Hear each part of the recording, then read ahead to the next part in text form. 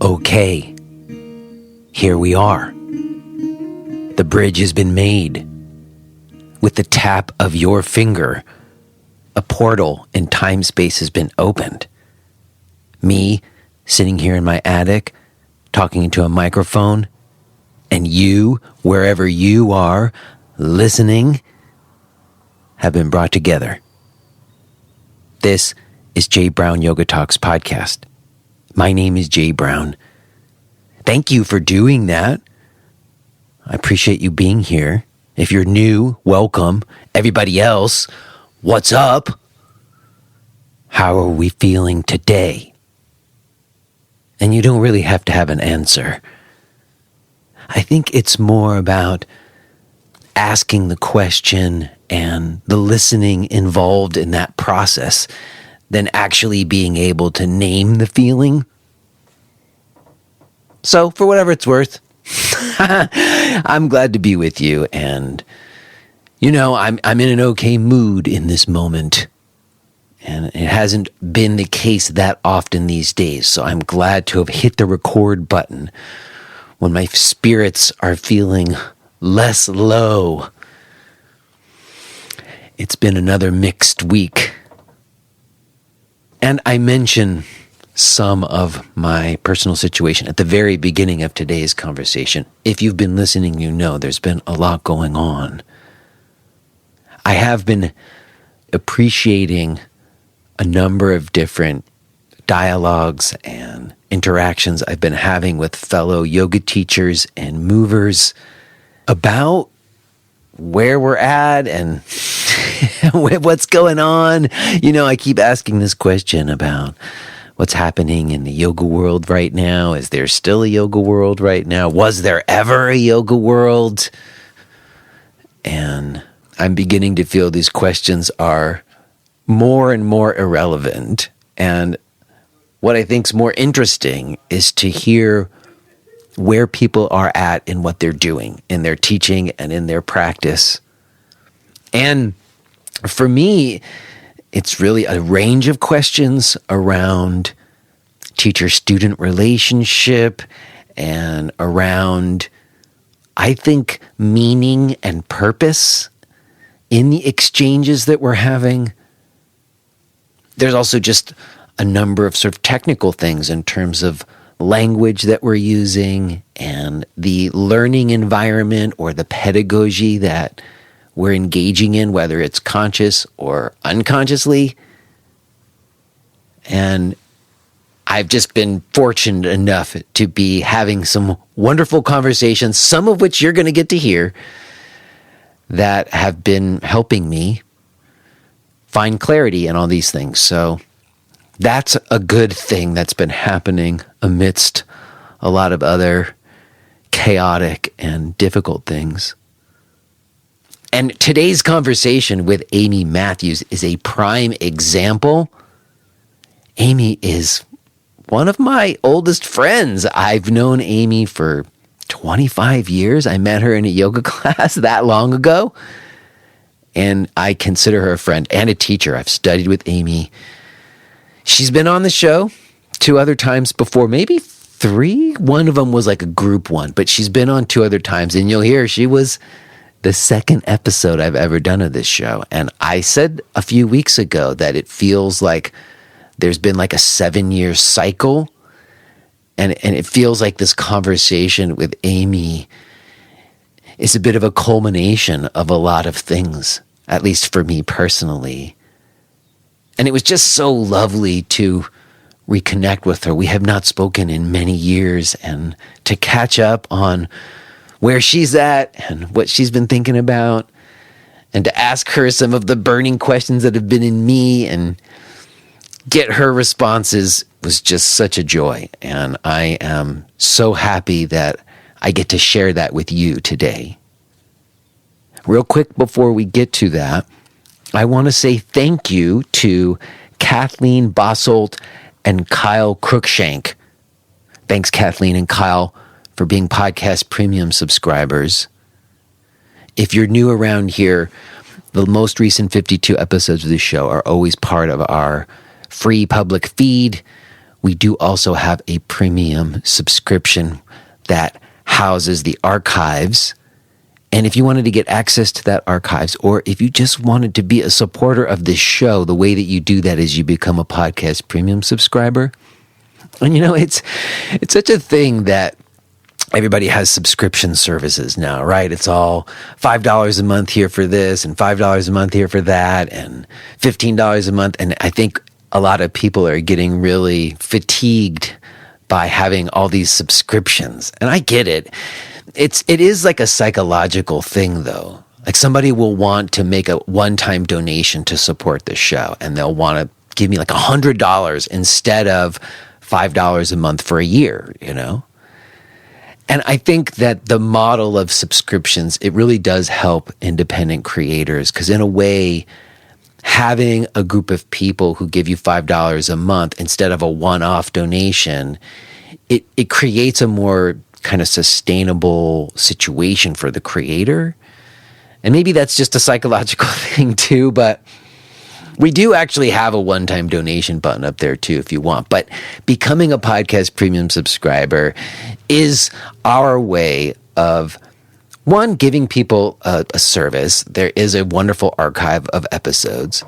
Although if you don't have money, we don't want it to be like a gate that you can't get through. So if you just send us an email and request it, we'll give you a free account, no questions asked. But we try to encourage folks, if they can, to give a little something, because it is how we sustain this show. And again, we're really grateful to those people who do that.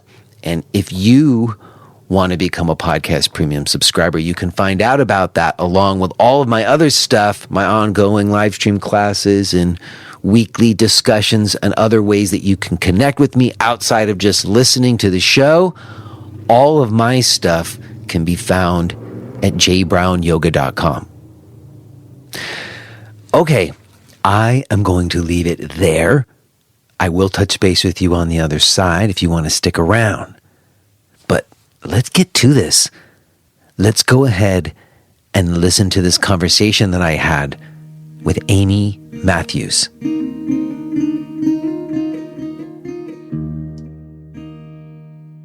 Hello? Hello. Amy. Hey, Jay. Oh my gosh. Yeah. It's really good to hear your voice. Thanks. How are you? That's a hard question to answer, honestly.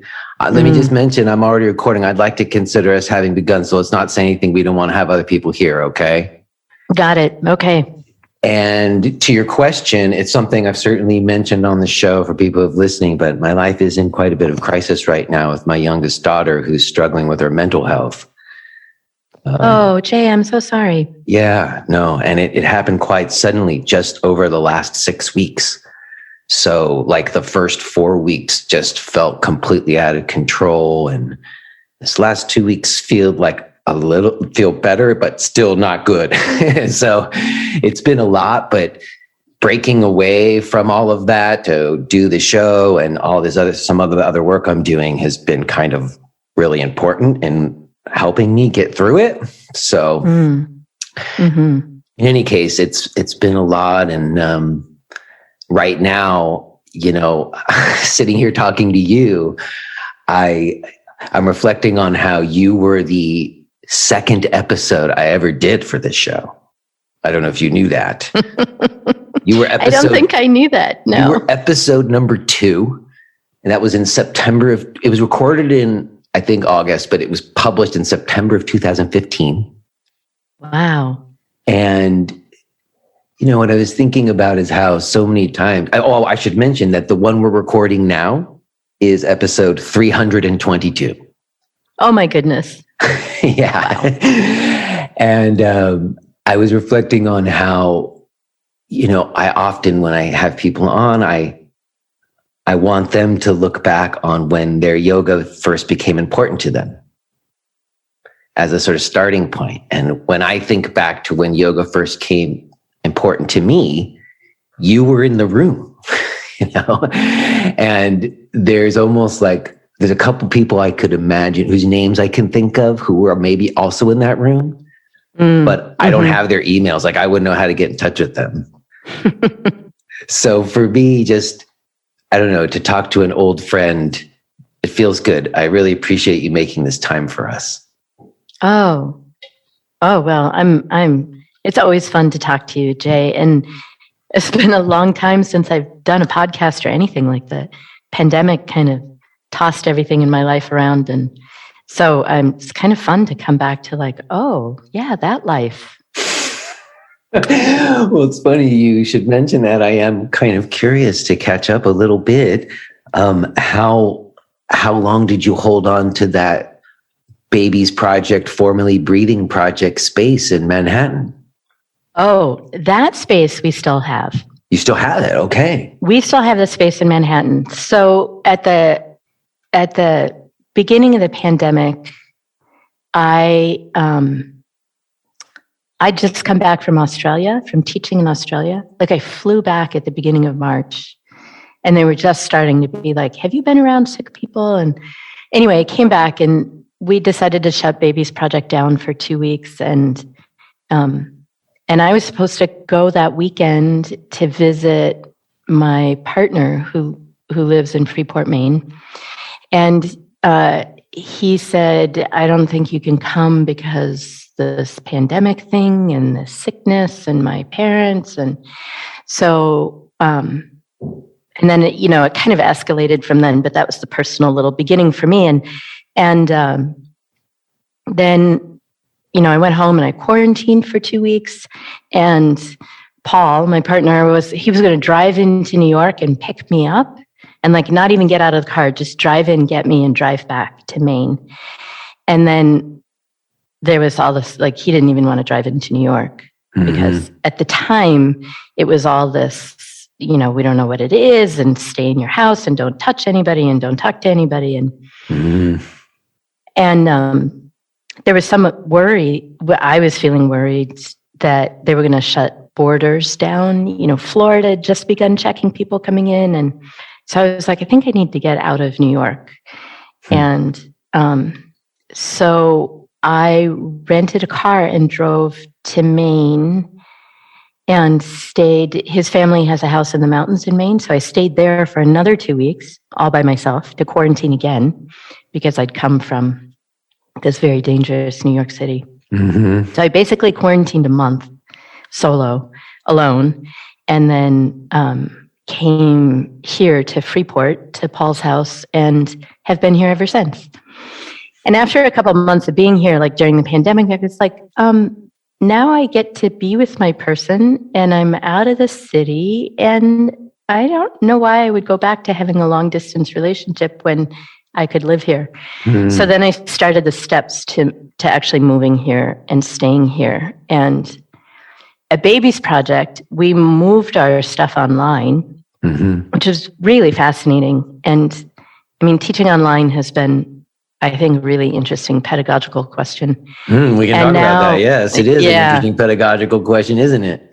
Yeah. But then, so they've started, so Sarah has started, my partner at Babies Project, Sarah Barnaby, has about a year in started opening the space up, and we opened all the windows and got air purifiers and would have really small groups of babies, mostly toddlers, because parents were like, we got to do something with our kids. And so she started doing these very small groups. So we still have our babies group online, the kind of open by donation babies group. We do sessions online with people, but Sarah's starting to do more and more sessions in person at Babies Project. And there's the whole, like, what we haven't paid our full rent. We can't do that. So there's all kinds of questions about what are the landlords going to do, and what's possible, and what's commercial real estate in New York going to be like. And, nobody seems to really know. It's all an open question. The landlords want to pretend like everything's the same, but it's not. Yeah. Or they're saying like, now things are back to normal. And I'm like, I don't know what back to normal is for you, but we don't have 20 babies in the room. Like people are not wanting to do these group events.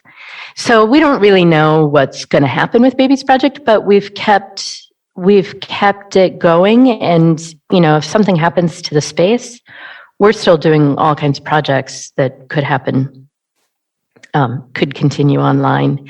And we kind of took the first couple months of the pandemic when we realized it would be longer to see how much what we could do to kind of give away what we have in more, like we created a handout.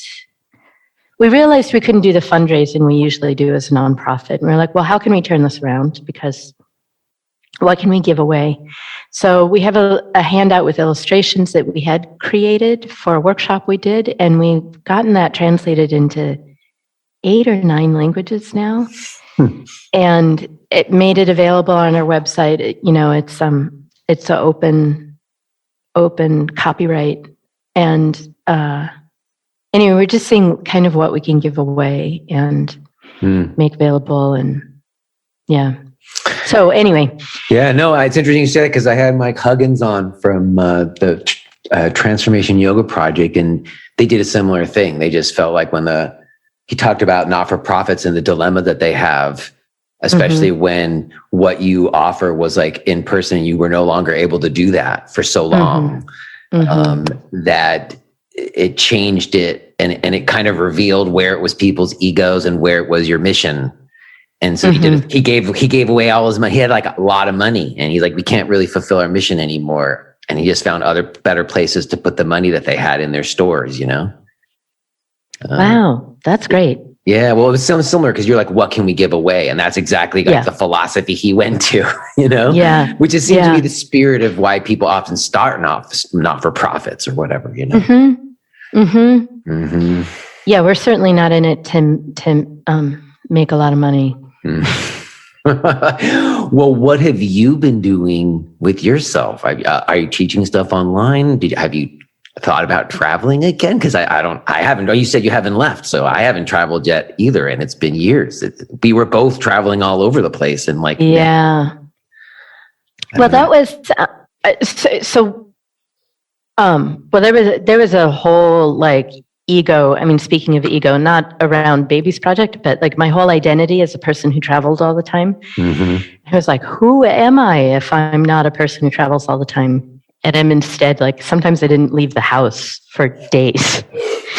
So that was a really interesting, like, who am I and what am I doing in the world kind of question. And I feel like I'm still figuring that out. And a lot of people have talked about the pandemic kind of winnowing away things that aren't necessary, like people, social groups. So I feel like I've been going through some of that process too, of like, what do I really need to put my time into? But part of the first part of the pandemic, the first year of it really was pretty dominated by doing our 3rd edition of Yoga Anatomy. So that was a lot of work that I'm really proud of, actually.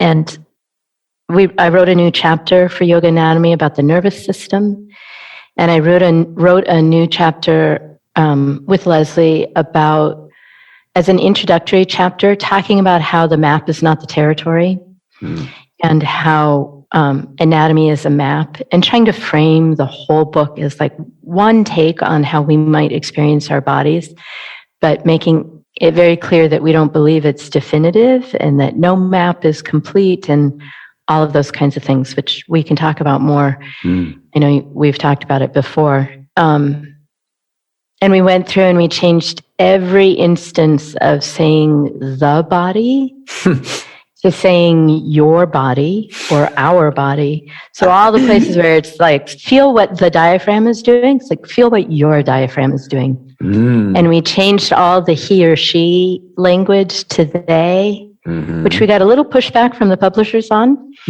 But they changed their policy in the middle of the editing process. At the beginning of the process, they were like, we don't make this choice grammatically. And Leslie and I were like, do you want to be on the right side of history here? Because we're really adamant about this.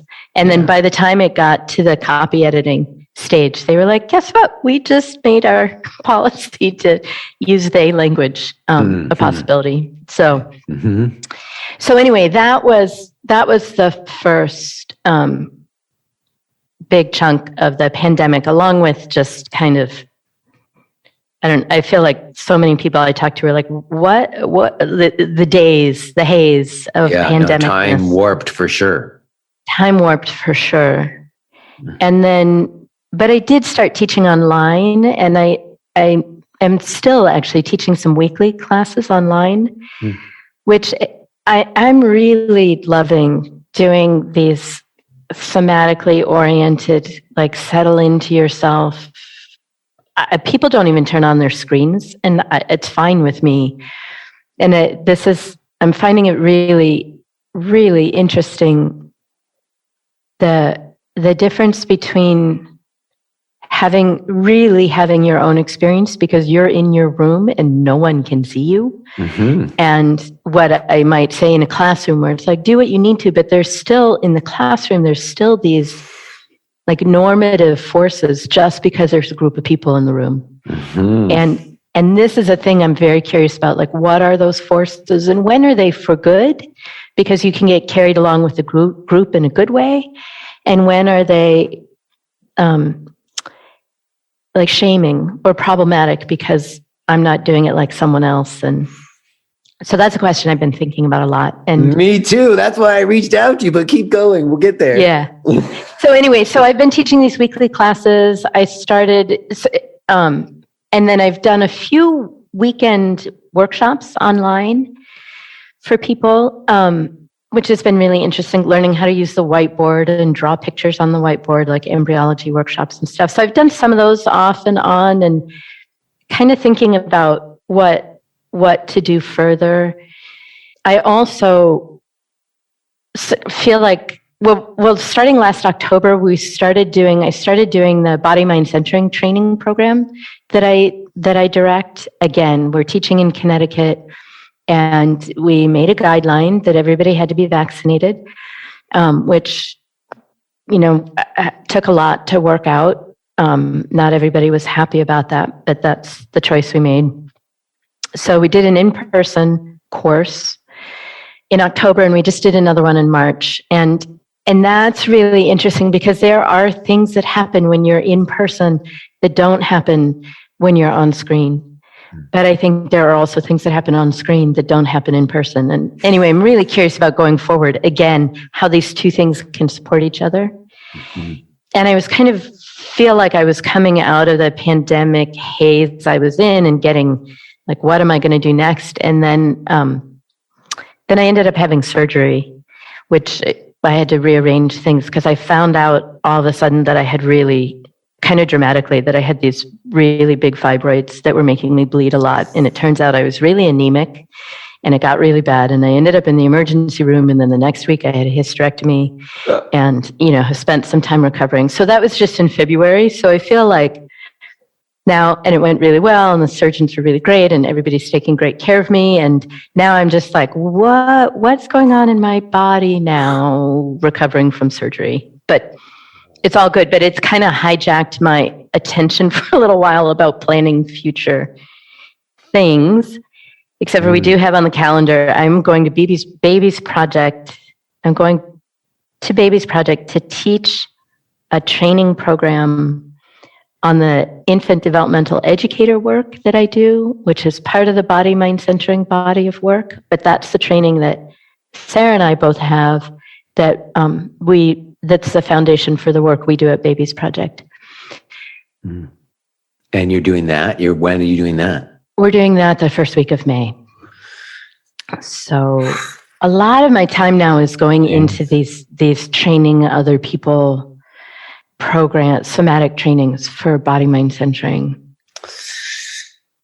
Oh, wow. Well, first of all, I'm so glad you're doing okay. I mean, you mentioned to me that you had to go get surgery, and I didn't really hear the rest. Yeah. And, seems like ordeals are all around these days. Yes. But I'm glad to hear you're doing okay. And, I think your experience maps so much. Like, I was thinking about what I wanted to talk to you today about. And just now, when you talked about earlier on, we talked about how people aren't turning their screens on it's been a big question for me on a lot of things. You know, a lot has evolved for me in my own personal practice since the pandemic happened. And some of that initially was really needing to bring back like some devotional elements to my practice, like more chanting and like other things that were providing me a certain feeling.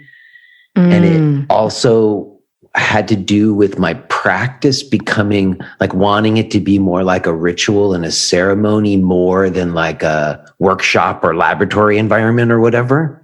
Mm-hmm.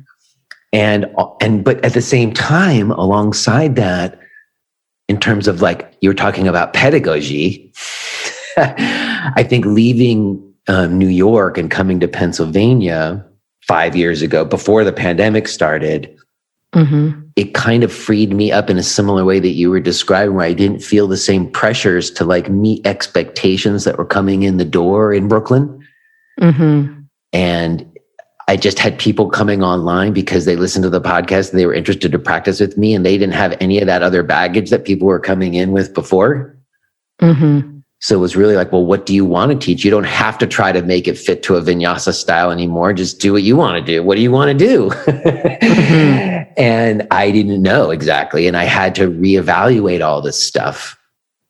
And in that reevaluation process, I would say that a lot of the things that I learned in your course, because that was one of the last times I was really a student, like some of that embryology stuff you did with us, and like not wanting to fit my body into lines or like geometries, that it's all curves and spirals, you know, like, and ultimately I think letting go of a certain kind of hold on the practice in class so that people could have more room in a similar way, like when you do more of a somatic kind of exploration rather than like a led practice.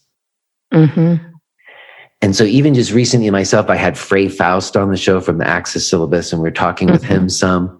I was thinking back to my early New York time before yoga, where you just go into a studio and kind of improv, move yourself and express without words, you know, in a way.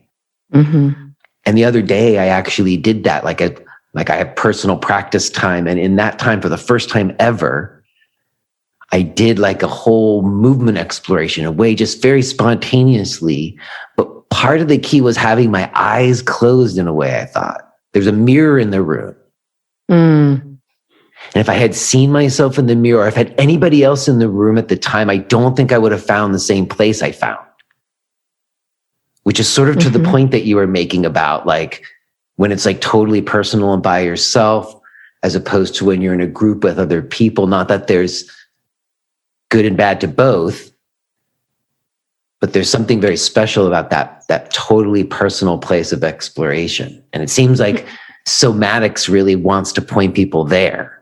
And I guess another question I have, and maybe this is a good place for us to start and get into some of the other things that you kind of alluded to also, but this is a question I have for you that comes from another friend of mine who I want to shout out, Jamie. He's a good friend who studied with you some too, and he's been incorporating a lot more somatics into what he does as a yoga teacher.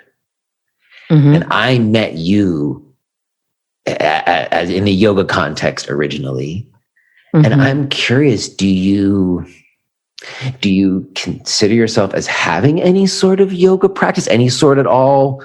Do you consider what you do in terms of somatics as a totally separate thing from yoga? What's the relationship between them, if any? I do. I mean, I think of myself as having a yoga practice, but I feel a tension maybe between the so-called yoga world and what I find most interesting to do. And I think a lot of people are feeling this kind of question, but so I don't think it's a brand new one. And I know, I mean, the yoga industry, the go to a studio and be taught, all of the questions about how teachers are behaving. And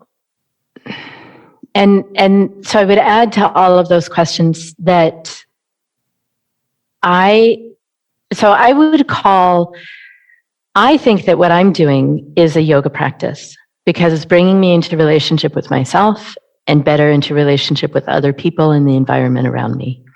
And that, like, if we define yoga as that, then I think a lot of us are doing yoga practices, but we might call it other things. Right? Does it look like asana? My practice right now does actually look like asana because I couldn't do any asana for a couple of weeks. So I'm really excited to be like, can I do downward dog?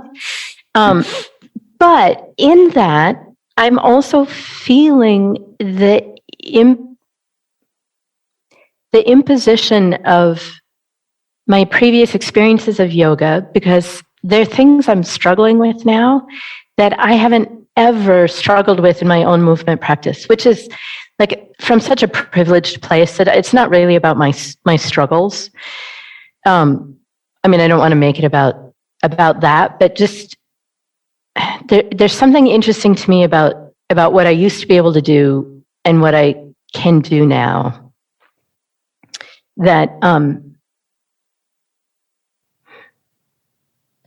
That has to do with a lot of things, psychological that and was physical. Such a loaded pause. I know. Lifetimes went by in that pause. That was just me sorting out like which of the I could feel it. I could feel there was a lot there. And I was like, what? And I was like, what was the original question before I go off on something? And it had to do just with your relationship between yoga and somatics. You answered it because when you define yoga in a way that I would define it as well. I do think anytime someone is doing something that is bringing themselves into relationship with themselves and their environment and relationships with others, as you said, that is how I choose to define it as well. And there's certainly good case to be made that that's rooted in yoga. But I guess there is also this sort of and it does kind of go to the pedagogy question in a sense that there is this, because you alluded to how I have asking myself the same questions. I'm doing a yoga teacher training for the first time since I left Brooklyn. And I just was like, if I'm not doing it the same that I used to do it back then, like I've had to reevaluate everything that I was teaching before as teacher training. And part of that process has been really looking at, even down to like how much you lead a practice or cue a practice, or how much you don't and you leave it open for them to explore. And it's almost like the same conversation that you and I were having back then around that. And I certainly have found new ways and new language, just as you talked about with the yoga anatomy book, like new languaging around things that I do think creates a new environment around the forms where they're not so tightly held. And I'm often doing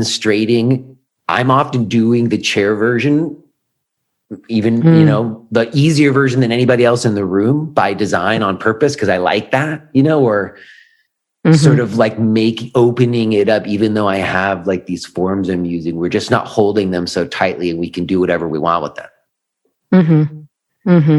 But that's different than me with my eyes closed in my room, just moving from this place from within without the same kind of structure, Right. Well, I think part of what you're bringing up is the question, like, what is the point of form? Which I think we've talked about before. And I think that form can be a really valuable container for exploration, right? Like, how do I feel myself in this asana today? How do I feel myself in this asana now? How do I yesterday, today, tomorrow? But the problem is I think the problem is that when we start to think the form holds the information rather than my experience of the form. Right. But what form is also useful for is, I think, inviting us into something that we wouldn't normally do. And like the experience you're describing, closing your eyes and moving, the experience might be new to you, but well, I don't even want to say, like, I'm not sure that this would happen, but often what happens for people when they're doing their own movement is they do the things they habitually do. Mm-hmm. Because we don't even notice that it's a habit, because it's just what we do. Mm-hmm. And that being invited to do something differently, or from a different experience, or start from a different metaphor, like those things might invite us into something might invite us to do something we've never done before. And I think that's one of the things that, like, a teacher, going to learn another approach. And I think, like, in a body mind centering perspective, if you do a movement thinking about starting from your bones, how is that different than thinking about starting from your blood, or from your nerves, or and none of those, blood, nerves, bone, none of them are the right way to do something. But if you've never thought of it before, this is one of my favorite things to hear students say. It's like, I never thought about starting from my skin before. That's a whole new experience. But it's your skin and you've always had it. So I'm not giving you a new thing, but you get to experience yourself differently because a new idea is coming in. And I think that could be really valuable. But I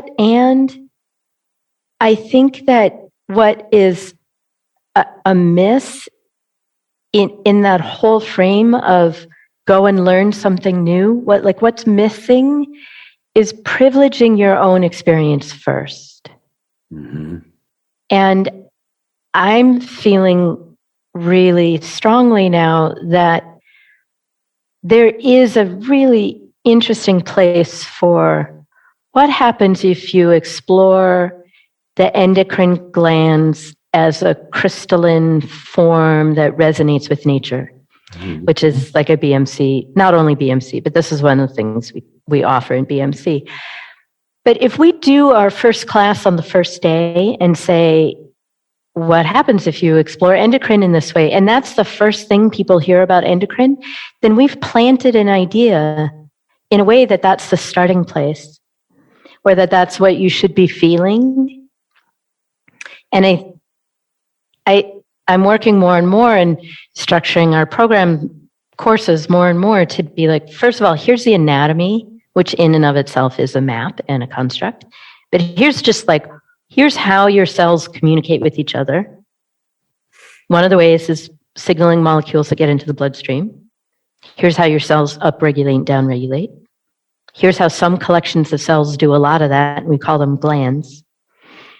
Now, go away and experience yourself with a little more structure than that. And then after a day or so of that kind of anatomical information, physiological information, and then them having their own experiences and talking to each other, then we bring in, okay, so now what happens if you experience this as if I plant the idea that it's a crystalline lattice? And then my experience as a student, when I teach it this way as opposed to the other way, because I've done it both ways, is that in the old way, where we lead with the image, the students are more often like, either they get it and they're like, yay, I got it, I'm doing it right, or they don't get it and there's a frustration because you're not doing it right if you don't get it. If it doesn't immediately kind of land in your body as a deeply felt, yes, I comprehend this. Mm-hmm. Where the students who have had their own experience first, or more, where we've tried very hard to not point them at how it should be, though we're always doing that, so it's a little paradoxical in there.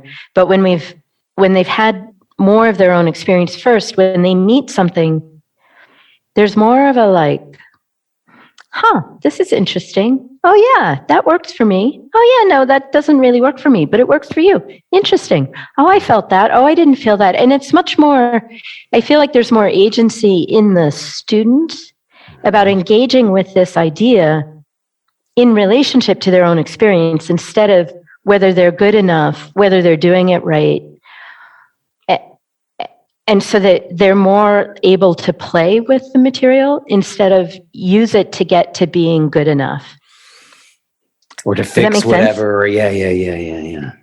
So they're not measuring their worth against their ability to fulfill the form.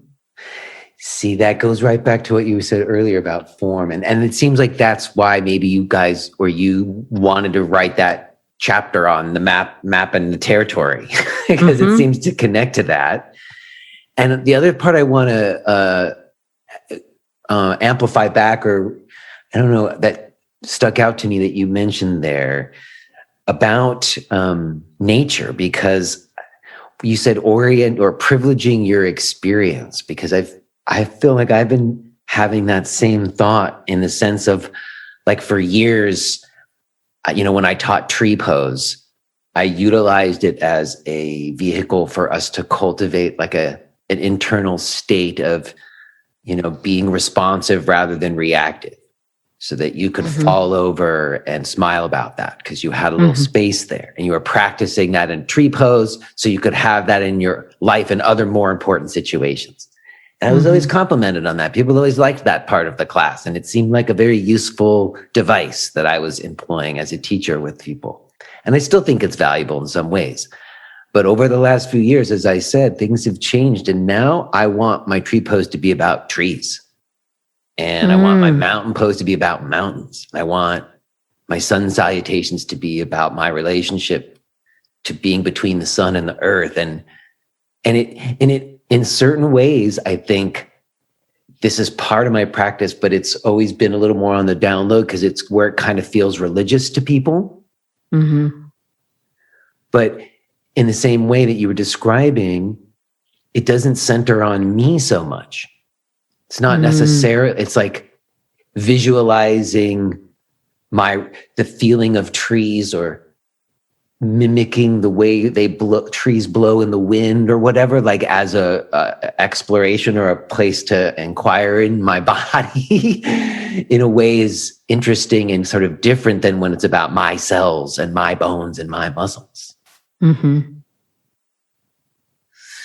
So I guess I'm curious about also how, when you just said people having their own experience first, so you don't give them the picture or too much information beforehand, is that the presentation of the map, or giving them less of a map to start with? Well,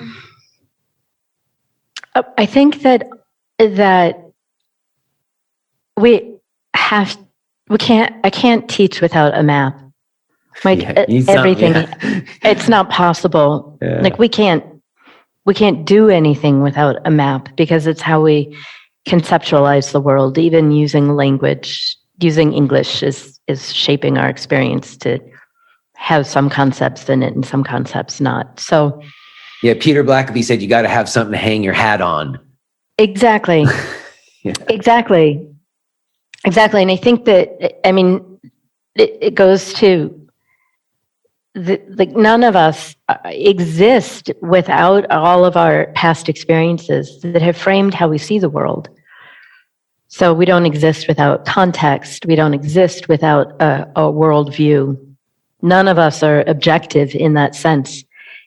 We're all subjective. We're all subjectively experiencing our lives. And we can be aware of that or not aware of that. And I think that being aware of my subjectivity helps me then recognize other perspectives and recognize that other people are having their own experience, and then be curious about like how they intersect those two experiences.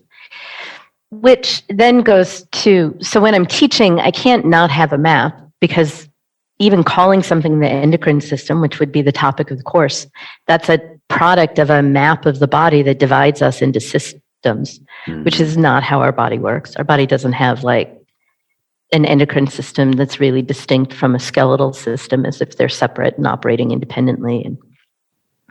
But we can map out the body in that way to study it, our bodies in that way to study it.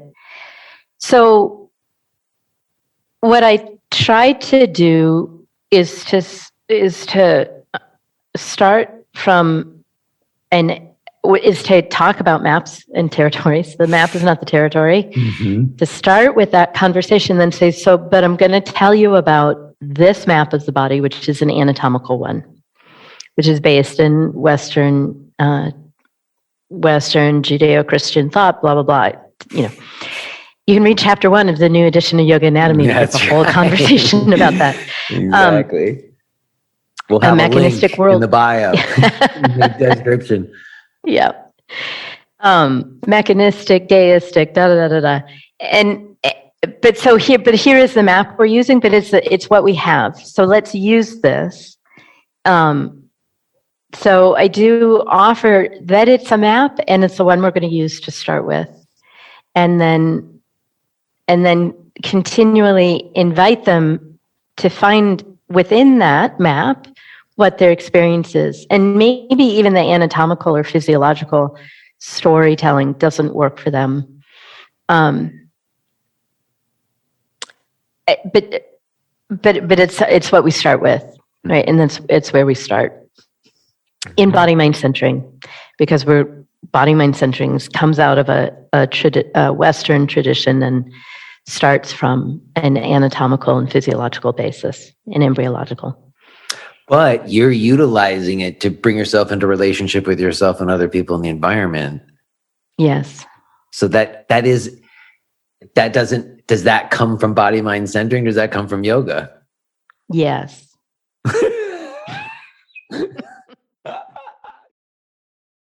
If you are hearing this message, then you're listening to the free version of J. Brown Yoga Talks.